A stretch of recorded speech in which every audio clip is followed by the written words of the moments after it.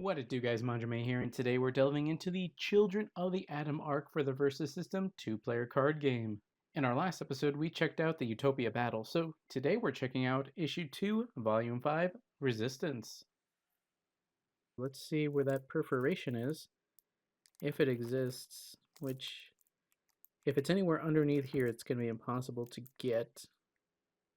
And this one may not be worth the trouble. If I can get it started from above, because it's kind of a loose ceiling, which is just fine. Means I can open it without too much hassle, ideally.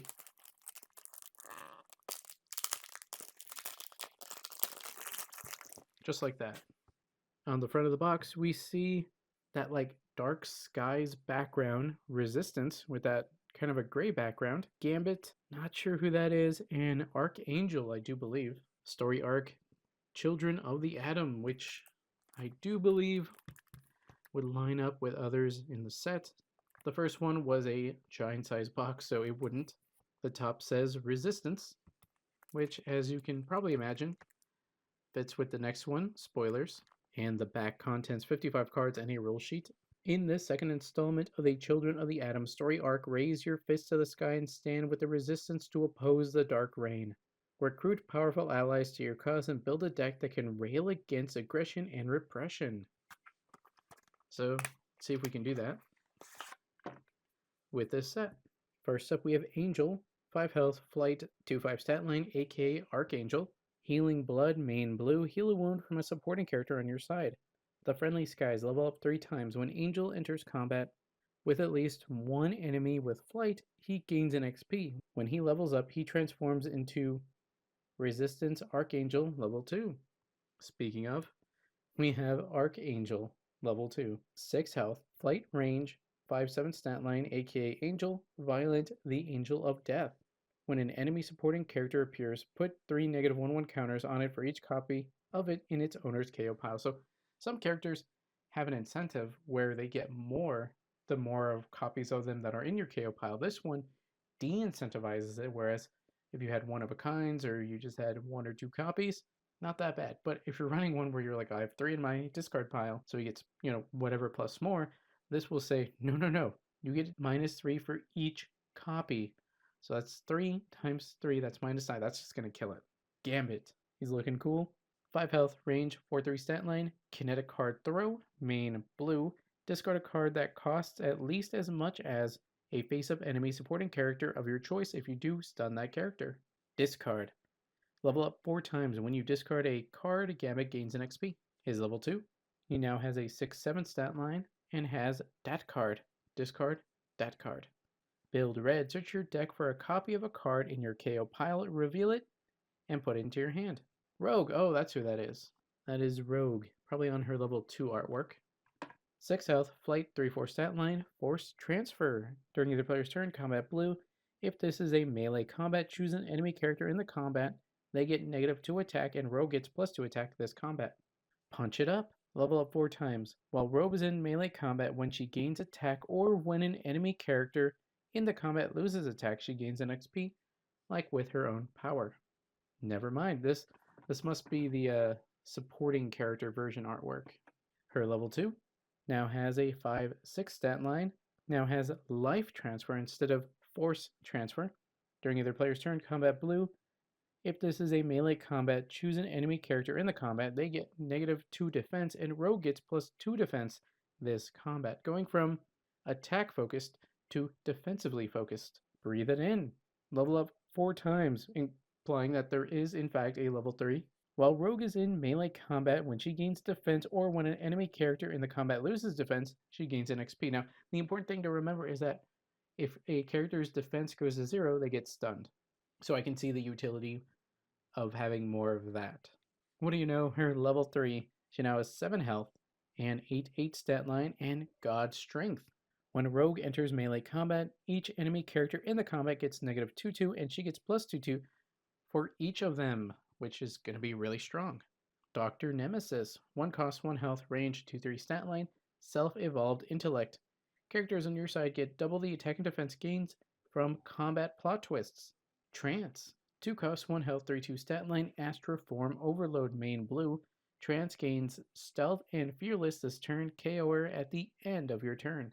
So I guess that's her, and that's her in her Astra Form Overloaded ability. She has a long tongue with its own mouth, which is kind of gross. One of the edgier names, we have Danger. 3 cost, 2 health, 2/6 stat line, Enhance Perception. While Danger is in the front row, characters in other rows on your side cannot be attacked. With 6 defense, that's going to be pretty helpful early on. A personal favorite of mine, and I don't know why he dresses this way, it is Toad. 3 cost, 1 health, range, and a 2/5 stat line. Totally awesome. Toad has +3 attack while he's in the front row and +3 defense while he's in the back row. If he's in the back row, he's very defensive and he can range attack. In the front row, his attack actually becomes a 5/5. Not bad. Gambit. 4 cost, 1 health, range, 6/4 stat line, molecular acceleration. When Gambit appears, you may pay a red. If he does, discard a card and stun enemy supporting characters with a total cost less than or equal to the cost of the discarded card. Storm. 5 cost, 1 health, flight, 4/9 stat line. You can't weather this storm. When Storm appears, she may pay a blue. If she does, daze any number of enemy characters with flight. Emma Frost. 6 cost, 1 health, range, 6/7 stat line. Fluid forms and fidelity.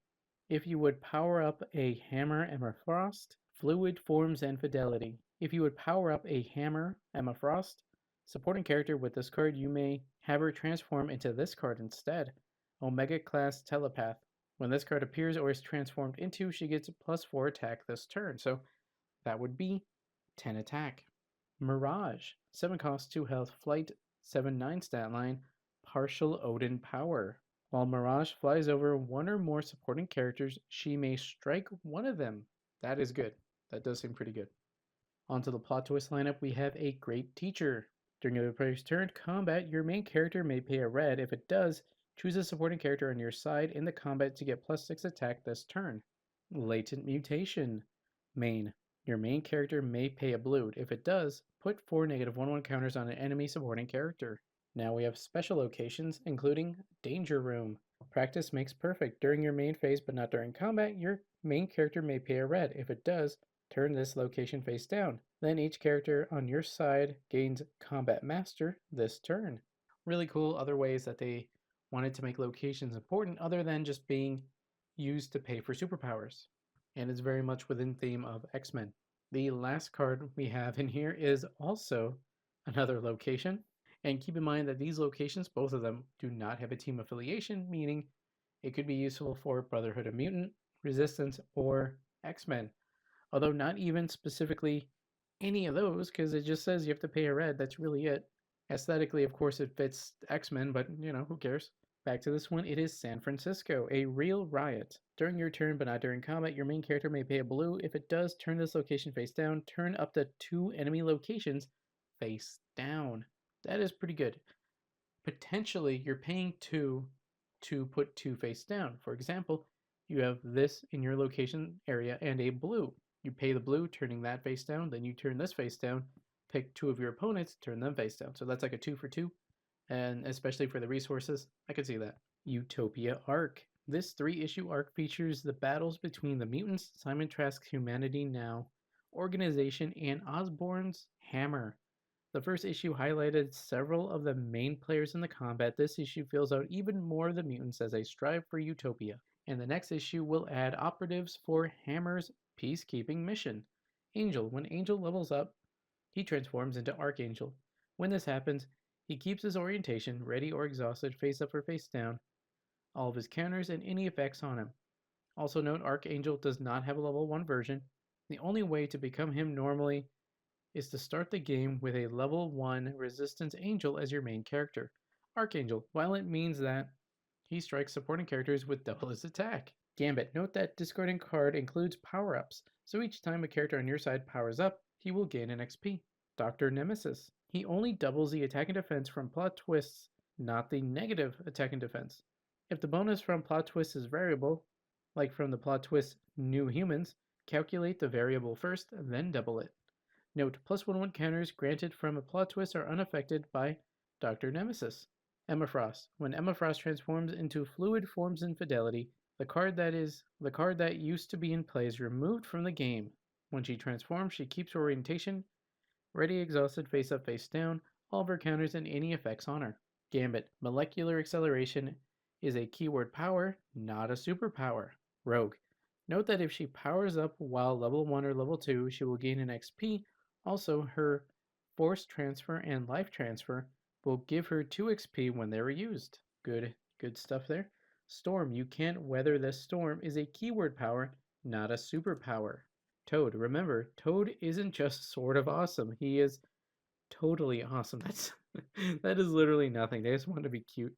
I like it though. I like it though. Trance. When she has an astral form overload, she gains stealth and fearless. Stealth means she can melee attack back row characters even while they're protected. Fearless means she can Fearless means that she strikes main characters with double her attack. And with 3 starting out, it becomes 6, and if you team attack with it, that would be even more. Although, if she were stealth attacking because of it, she wouldn't be able to team attack unless they had other ways in order to do so. But with 6 attack, that's pretty good. Then we have a checklist and credits. And then this is, I think, Mirage. And I don't know anything about Mirage, but I guess she has something of the Odin Force.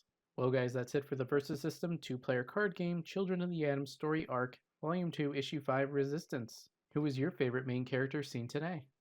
Let me know in the comments below. If you want to stay up to date on my videos and live streams on both YouTube and Twitch, check out links in the description below. Like, comment, subscribe, and consider joining. That's all for now, guys. Manjoume out.